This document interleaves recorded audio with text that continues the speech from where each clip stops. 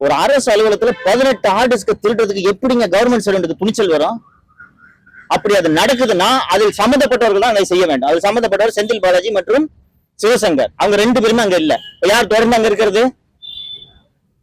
திரு ஜெய ராதாகிருஷ்ணன் திமுக ஆட்சியிலும் மின்வாரிய தலைவராக இருக்கிறார், இப்போதும் மின்வாரிய தலைவராக இருக்கிறார். அப்ப அவரை மாற்றாம நீங்க எப்படி இந்த ஊழலை கண்டுபிடிப்பீங்க? ஹார்ட் டிஸ்குகள் காணாமல் போனது முதல் சந்தேகம் இவரை நோக்கி தானே திரும்பி இருக்கணும். இன்னைக்கு நான் முதல்வர் பார்வைக்கு வச்சிடுறேன். அது நீங்க எல்லாம் இன்டெலிஜென்டான ஆட்கள், பத்திரிகையாளர்கள், உங்களுக்கு தெரியும். நான் வெளிப்படையா சொல்ல விரும்பல, நான் சொல்லிடுறேன்.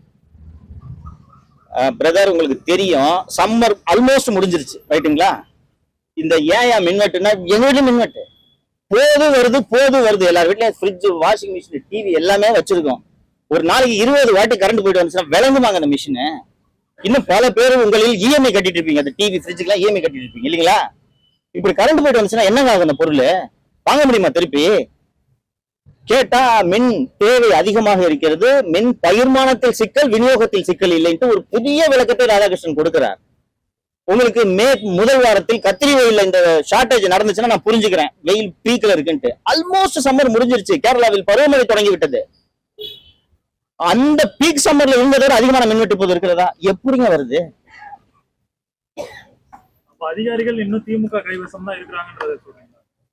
திமுக அதிகாரிகளை ஏன் இந்த அரசு தேர்ந்தெடுத்து முக்கிய பதவிகளுக்கு நியமிக்கிறது என்பதுதான் நான் இந்த அரசை பார்த்து கேட்கக்கூடிய கேள்வி.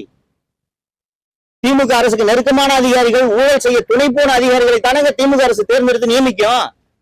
அதே அதிகாரிகளை முக்கிய பதவிகளுக்கு நீங்கள் நியமிக்கிறீர்கள் அல்லது அந்த அதிகாரிகளை தொடர விடுகிறீர்கள் என்றால் திமுக ஆட்சி தொடர வேண்டும் என்று இந்த முதல்வர் விரும்புகிறாரா, தாவேக விரும்புகிறதான்றதான் நான் உங்களுக்கு முன்னாடி கேள்வியா வைக்க விரும்புறேன்.